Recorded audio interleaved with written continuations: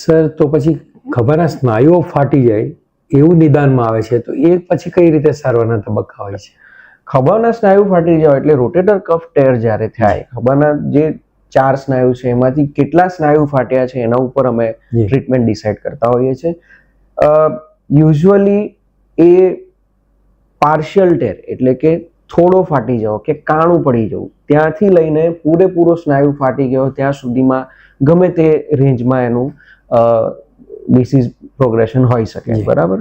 તો જ્યારે partial tear એટલે કે થોડોક ફાટો કે કાણું પડી જવું એવું કંઈ થયું હોય તો એની ટ્રીટમેન્ટ યુઝ્યુઅલી ફિઝિયોથેરાપી જ હોય છે, જેનાથી પેશન્ટને રિકવરી આવી જતી હોય છે.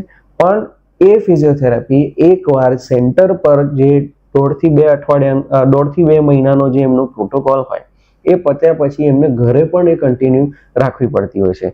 જે દિવસે એ ફિઝિયોથેરાપી ઘરે પણ બંધ કરી દેશે, સ્ટોપ કરી દેશે, 15 દિવસ પછી સેમ સિમ્પટમ્સ પાછા આવે છે અને ફરી પાછી એની એ જ સાયકલ પાછી ચાલુ થતી હોય છે.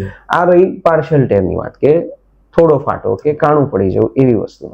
જ્યારે પૂરો સ્નાયુ ફાટી ગયો હોય છે ત્યારે દૂરબીનથી એટલે કે આર્થ્રોસ્કોપી સર્જરીથી એ સ્નાયુને હાડકા સાથે રિપેર કરવો પડતો હોય છે, જેના પછી પાછી ફરી ફિઝિયોથેરાપીના અમુક પ્રોટોકોલ્સ હોય છે એ પ્રમાણે પાછી એની ફિઝિયોથેરાપી કરવી પડતી હોય છે અને પછી પૂરેપૂરી મૂવમેન્ટ સાથે સાથે પેઇન ફ્રી મૂવમેન્ટ પેશન્ટને મળતી હોય છે.